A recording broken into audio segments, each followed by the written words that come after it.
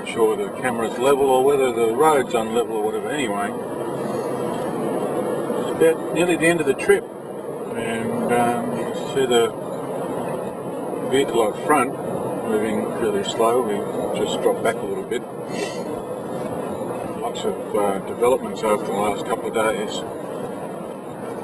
David's been suffering from lack of shock absorbers in the rear end. I think one front one for the part of, I don't know, 4 or 5 days, something like that.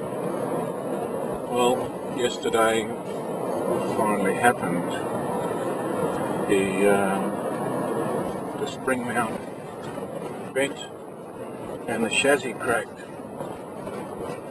And late yesterday afternoon and partway through last night was spent jimmying up his suspension with some of the CSR's finest timber. David now has a fixed rear suspension supported by two 10-inch blocks, one of timber, one each side, about 6 or 8 inches in diameter, that have been finely shaped and cut to fit in the space between where the bump stops were and the top of the axle. Now they are in there wire tied, well, fencing wire to the springs, the coil springs, then a set of chains around the top of the coil springs to the bottom of the axle, on both sides mind you, to wedge in the timber block. Also has been included a piece of 3/8 by 2-inch flat bar, finely bent to shape to fit the right hand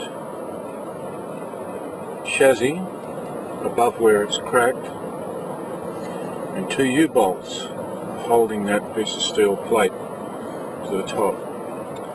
We're now nearly approaching well 51, which means we have come 3 wells since this morning and since the repair. I think the repair was made just outside of well 48.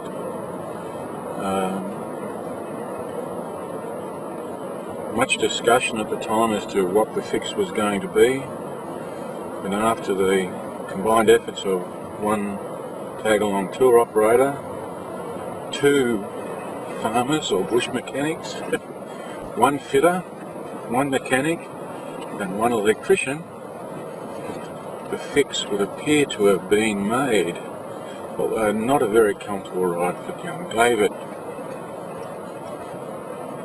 Going ahead of us at the moment are 2 vehicles towing trees, trying to smoothen out David's ride somewhat. Now in this softer country that's having an effect, but in this harder, yes, you can see and possibly hear from David's truck, that's not having that much of an effect. I'm just wondering whether David's back door is now open.